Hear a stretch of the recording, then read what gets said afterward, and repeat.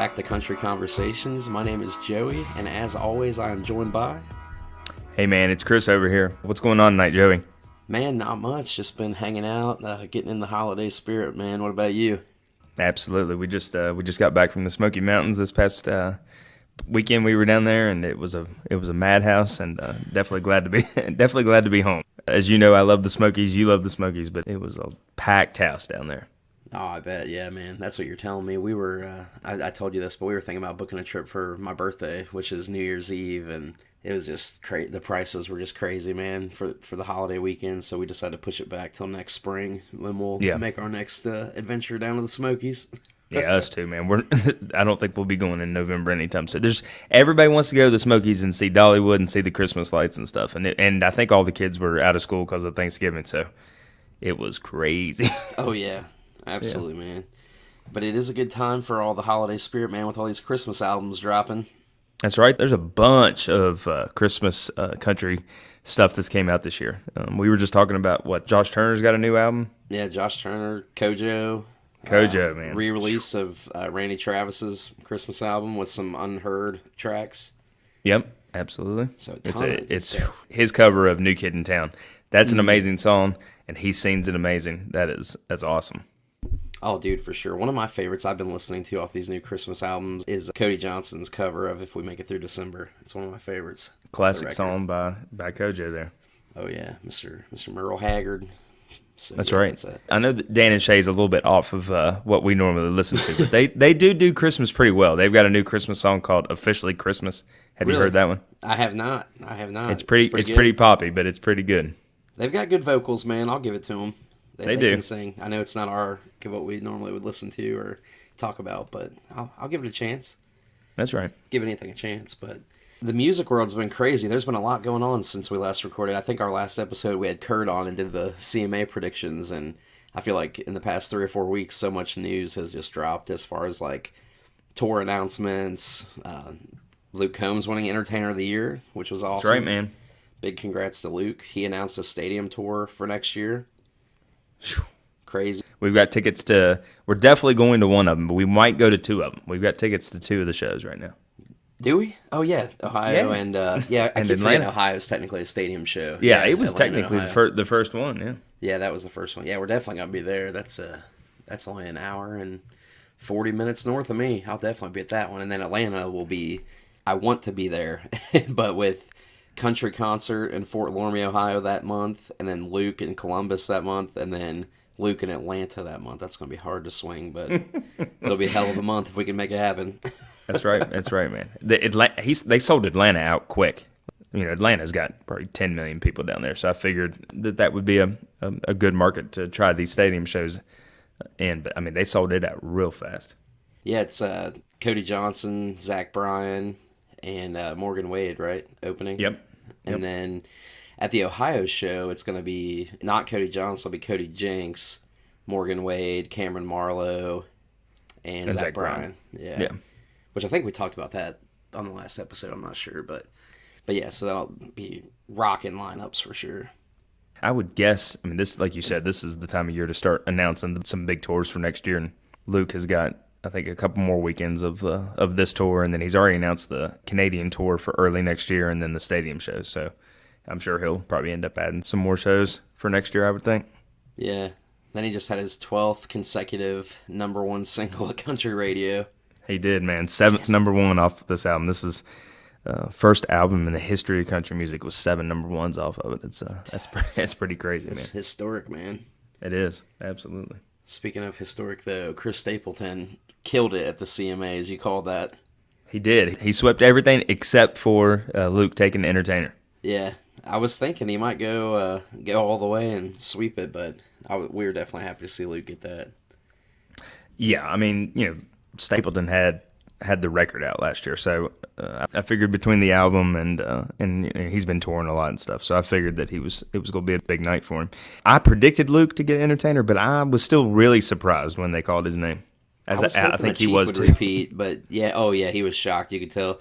It was so funny when he got up there. He's like, Alan Jackson said my name twice. That was pretty cool. But yeah, good for Luke, man. We both know that he puts on a heck of a show, so Absolutely. Man. Definitely What's well deserved. I mean, there's some other pretty huge tour news that's been going on the last couple of weeks since we recorded last. Man, Morgan Wallen is going on tour officially. I know he's been doing these pop-up shows here and there, but he officially announced a full tour. So that has been really crazy in the country music world, depending on how you look at it, because one, the shows are selling out so fast for the most part, and Yeah. two, people are not really loving the ticket prices, and not just the scalped prices, the face value prices are even kind of up there for your average show. So Yeah, for sure. some people are kind of PO'd about that. I think I had bought some tickets for the one in Lexington, and I resold them for face value to a friend just because we wound up not being able to go. But I think they were like $112 a piece after fees for a nosebleed seat.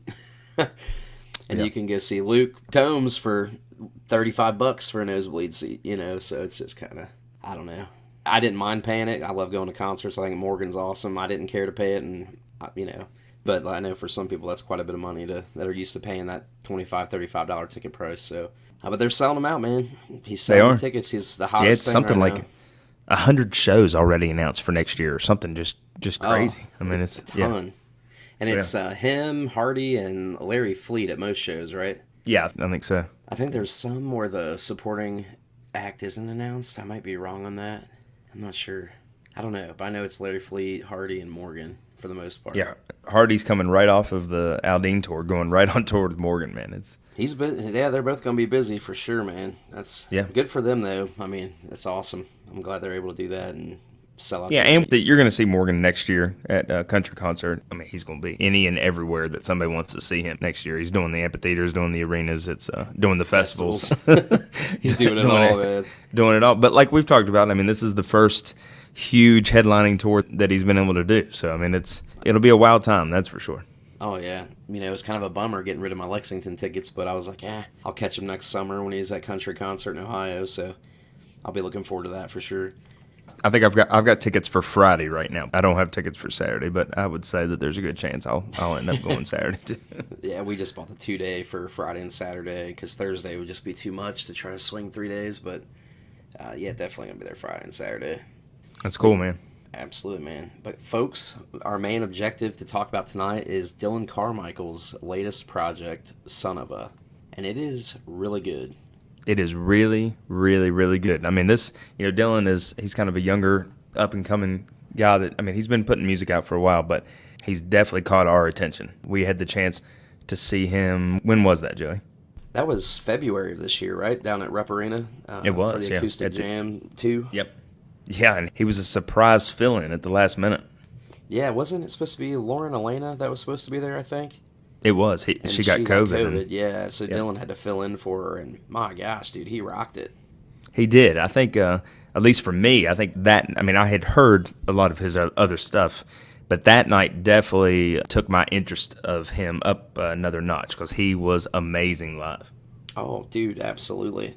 And I mean, he grew up in Kentucky too, so he's a local guy, so somewhat, because I think even during the show he was talking about how he grew up down the road, which I don't know how far down the road is, but I'm sure he grew up pretty close to Rupp, and pretty cool to see him there. And that was the first time I'd seen him live or heard a lot of those songs that he played, honestly. Yeah, absolutely. Because some of them were actually just off this new project. But yeah, man, he has some country music roots, so to speak. He does. Tell us about that. Yeah, he is the nephew of both John Michael Montgomery and Eddie Montgomery of Montgomery Gentry. So country music runs deep in his bloodline for sure. Absolutely, man. Yeah, but I mean, he started playing music at a very young age and would do like talent shows in the area. And then when he was 18, he was contacted by a representative of a Song Factor publishing company who encouraged him to move down to Nashville after graduating high school. And in 2018, that's when he hooked up with Dave Cobb, who produced his debut album, Hell on an Angel, and that was in 2018. And he really has been putting out a few different tracks here and there since then, but, nothing as far as a major project until now. So, I don't know, I'm a huge fan of it, man. It's really good. I did not know that Dave Cobb had produced the first record. I've done more research on this current record, which Dave Cobb did not produce. That's interesting because, I mean, Dave's obviously he's Stapleton's guy, and he's produced a lot of more stripped down kind of stuff. And Dillon, I mean, this new record, every song on this record could be a radio single. I mean, it's melodic. He sounds amazing. Great songs. I need to go back and listen to that first record a little bit more. I've listened to it, but I haven't given it a ton of time. Yeah, same here. I've listened to it over the past few days, and it's good too, man. I mean, Yeah. God, it's crazy how much he sounds like Eddie. Like, Oh gosh, man. Yeah. you can tell a difference. Like I don't think they sound exactly the same, but there's a very, very close resemblance to their voice, and it's just so cool. But It is, man. I mean, you just wonder if that helps him or if it hurts him. Because I mean, the second you hear him open his mouth, you can tell that he is Eddie Montgomery's, relative. Yeah. He definitely, I think he's got like Eddie had more of like a grit, kind of like outlaw kind of sound, and Dillon's got more of like a deeper, like baritone. soulful kind of sound, but they sound so similar.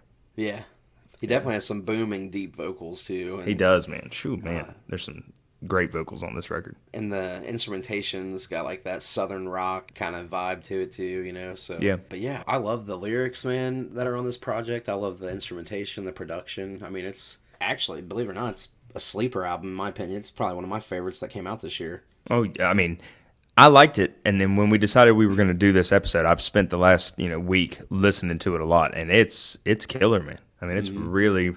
It took me a second because his voice is just so recognizable that I had to listen to the songs a couple times to really find which ones that I liked the most. But I don't think there's a bad track on this record. No, not at all, man. But like we do, guys, we always rank our top fives off of every project that we talk about, so we can go ahead and jump into that. We, if you're new here, we appreciate you tuning in, but we rank our least favorite to most favorite, which typically our top five, we like them all, so That's right. just have to rank them in some sort of order, but we can go ahead and kick that off, man. I'll start. Go for it. Number 5, I've got Man Made a Bar. Oh, man. I love that song. I think it's an awesome song, man. Super one. good. Again, good lyrics, and his vocal is just top notch on that track. Absolutely, man. That's a Shane McAnally and Luke Laird co-wrote that with John Party, who John has been a huge kind of influence and kind of really helped Dillon. I think he produced about half of these tracks. Mm-hmm. I did. Yeah. I read that actually. Yeah, you're right. Yeah, it's a good one. Crazy. What did you have at number 5, man? Number 5, I have got Hose Water. Ooh, that's a good one. Just that classic, life used to be easier, better kind of country theme that a lot of people have, but it's a good one. Very like nostalgic feeling. Yeah, for sure. And he played that at the Acoustic Jam in Lexington. That was one that really stuck out to me when he played it. I was like, man, that's good. Yeah. But number 4, I've got it's a fun one. I've got Paychecks and Long Necks. Oh, I like that one. It's a jam. What do you think of that one?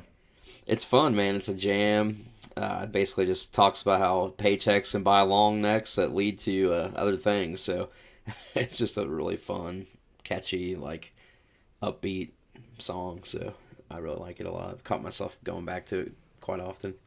Yep, it's a good one. What do you have at number 4? Number 4, I've got one of the ones that was off the kind of early EP that it's been out for a while, but this one has stuck with me. It's a Big Truck. Oh, dude, yes, that's a good one. It's a good one. He co-wrote that one with David Lee Murphy, and it's it's definitely talking about a big old boy, which Dillon is. He's similar to Stapleton and Luke, that he's a real dude. He's not cramming into some skinny jeans. Right.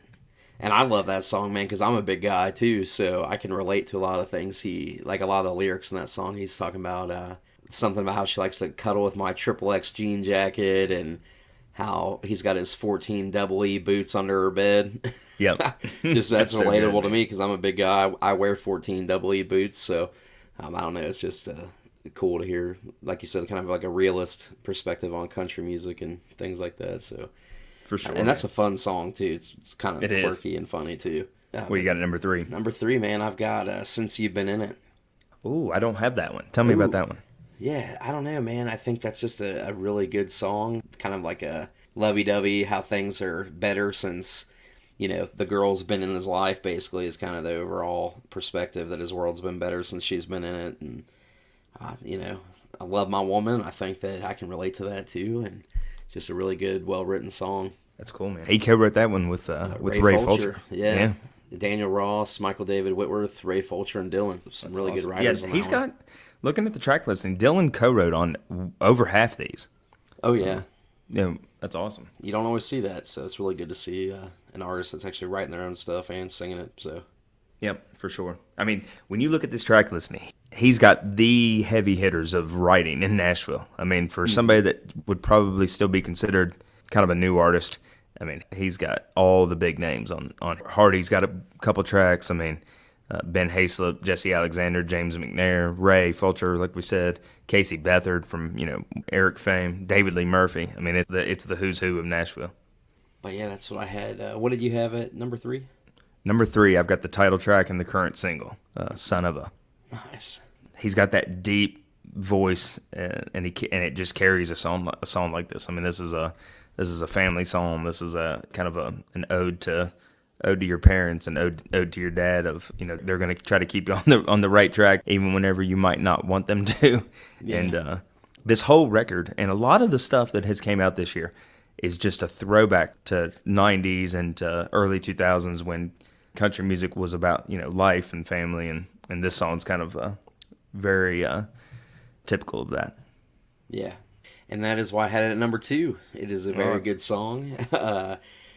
I really love the message behind it because it starts out how, he's pissed off and is calling his dad names and slams his bedroom door and everything. And then his dad walks in and says he wants to, he could call him a few names too, but you're a son of a mama, son of a dad. And basically just talks about how they love him and they're going to do what they got to do to raise him the right way. And I think that's just a really good message. So back to It's a good one. Yeah, absolutely, man. What do you have at number 2? Number 2, I have got the last one that they tried at radio, which was Hot Beer. Ooh, that's a fun one, dude. It's just a fun one, man. And I am shocked that did not take off more than it did. I don't know, man. I don't know what's going to... he's on Riser House Records, which is not a huge label. Mm-hmm. I'm not sure what it's going to take to get him to that next level because, I mean, he's got the voice, he's got the look, he's got the right people behind him, He's got family that knows everybody in the industry. Like I said, all these songs are great. I mean, oh yeah. Hopefully this project helps propel him up a little bit because it's definitely fantastic. If you guys haven't checked it out, definitely take the time to go listen to this album. I don't think you'll regret it at all. Yeah. But number 1, man. What you got? Can I get a drum roll, please?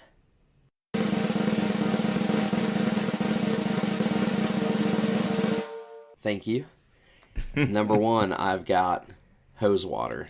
Oh, there we go. That, again, just like I said a little bit ago, this was the one that kind of really stuck out to me at Rupp Arena when he played it. It just I don't know, it was just really relatable to me and kind of how I grew up out in the middle of nowhere, small little villagey type rural town, and gas was cheap when it was hot. You got a drink out of the water hose in the backyard.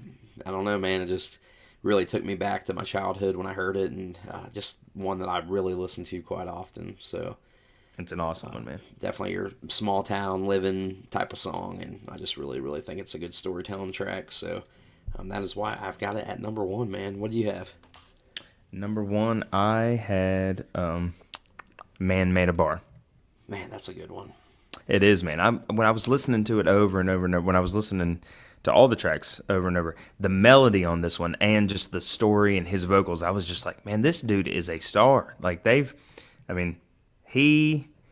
just never know. We talk about it all the time. You don't know where these careers are going and stuff. But I mean, when you listen to the whole record, but when I listen to this song in particular and Hose Water and Son of a, I'm just like, this is really good music that Dillon has put out here. And I'm going to keep going back to this record. This is definitely not something that I will forget about and not listen to again. I mean, this whole top 5 that I had is really good, man. I mean, and there's other ones on here that are really good. Oh, dude, absolutely. And this, it's funny because I actually noticed that I went to his merch store just kind of on a whim, and I saw that if you pre-ordered the record, he was autographing them or whatever. And if you remember back to when we talked about before, I did the same thing for Chris Young, but I actually pre-ordered Dillon's a physical copy of it and got a signed copy in the mail. So got that up there with my other country music memorabilia. But that's right, pretty cool. But yeah, this is definitely a record I'll go back to time and time again. And I hope it really sees the light that it deserves because I mean it's a super good project, man. Yeah, I'm glad that he put out a full project because a lot of new artists just keep putting out 2 songs, 3 songs. Like, this is like a full project that you get to really understand what kind of music he wants to make. And when he does shows, he's got a ton of songs he can play now, Yeah. And I mean it's country, It's not like poppy. I mean it's real, just good country music. What would you say you would give it rating was? Rated out of 5, man. I'm going on a limb, man. I'm gonna go 5 out of 5. I think this project was perfect for Dillon. I think it suited his voice and vocals well. I think the instrumentation again was phenomenal. I think it definitely, like you said, every song feels like it could be a hit. So I'm gonna go with 5 out of 5, man. What about you? I'm gonna give it a 4.5, just because there are a couple other releases from this year that I probably would put above it. We'll see when we do our year-end list. But for a new artist coming out of the gate like this, I mean, I know he's put out another record before this, but that was kind of just at the very beginning of his career. I mean, this is really good. I would say the one surprise that I have, and I'm interested to hear what you have to say about this, but probably 5 or 6 months before the record came out, he put out Sawin' Logs, which got a lot of attention for him, and it's kind of an interesting song, but he did not include that on the album. Yeah. I don't know. I'm surprised because that song probably got him more attention than any of the other songs that he had released. Right. Yeah. No, I'm with you, and I was kind of confused why it wasn't on the record as well. But yeah, it was definitely a fun one for sure. And I remember when he played that at Rupp Arena too. That was freaking hilarious because everybody was getting into it and laughing. And yeah, just for like sure. A super funny, good song for sure. Yeah. But yeah, man, I'm not sure why it didn't make it on the record. I thought the play on words was hilarious, and if you guys haven't heard that, definitely go listen to that one too. It's pretty funny, but it's actually a really good track though. It is. But yeah, man, did you have any honorable mentions you want to throw out there off the record? I think we've talked about a lot of them. Well, I'm kind of surprised I didn't put Somewhere She Ain't on my top 5 because it's just it's a slow, sad country song, and it came out early. Too. It was on the EP that came out early, and so I've been listening to that one for a while. So maybe that's why that one didn't stick with me. But it's a good one. Yeah, that's a really good one. I had Family Tree and Big Truck for my honorables that almost made it in my top 5 off the record.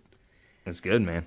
Big Truck again, super funny, comical, fun play on words, relatable to me. So yeah. But yeah, man, overall I think it's definitely a solid project for Dillon. I think it's going to do well for him. And again, if you guys haven't got a chance to listen to it, definitely go check it out. It's titled Son of a by Dillon Carmichael. So go check it out. For sure, man. We're going to be following him with everything he does, for sure. Oh, yeah, man. I was trying to see if he's doing any shows coming up anytime soon, kind of near us, and I haven't been able to find anything just yet. So I'm going to keep my eyes peeled on his socials and see if we can catch a show next year or something like that. That'd be fun. That's right. We've both got a bunch of shows for next year already lined up. Man, well, gosh, I've got, I don't even know. So hard to keep track of everything. I think I've got Cody Johnson in January. I'm trying to get some tickets to see Eric Church again in February, so we'll see how that goes. You'll get them. Oh, I'm sure, probably. Taking the wife to see Dylan Scott in March.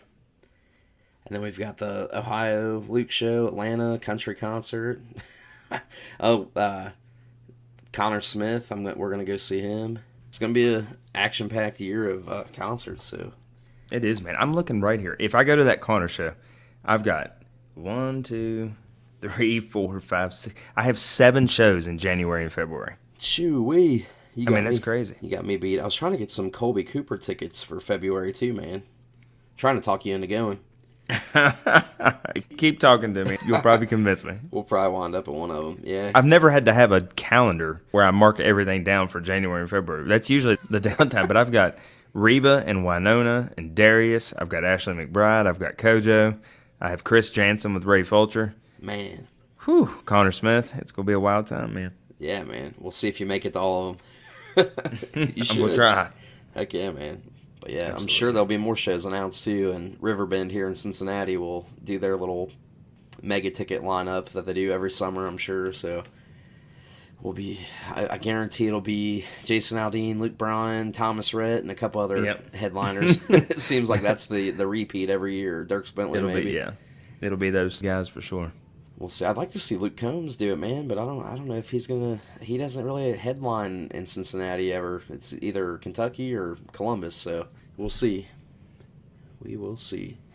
We'll be there if he's closed, that's for sure. Yeah, most definitely, man. But that's us catching up and talking a little bit about Dillon Carmichael tonight, guys. I didn't really have anything else, man. Did you have anything else? Any final thoughts you want to throw out there? No, it's just getting close to the end of the year, so I'm working on my year-end list. And I did see that the Grammy nominations came out today, and Luke and Stapleton are both up for Best Country Vocal at the Grammys for Forever After All and Starting Over. Nice. I also heard, I'm not sure what exactly the category was, but I heard Tyler Childers, Sturgill Simpson, and Billy Strings were nominated for some Grammys too. Yeah, I think Folk Album of the Year or Folk, something well, like it's that. weird because one of them got nominated. I think Sturgill got nominated for Best Country Album. But then I think Billy Strings either folk or Americana. I don't know. There's so many categories of Grammys. It's hard to keep track of. Yeah, so we'll definitely keep tabs on that and see how that kind of turns out. That's right, man. I'm ready for a new Tyler Childers album, man. I know he just put out that Long Violent History. That was last year, I think.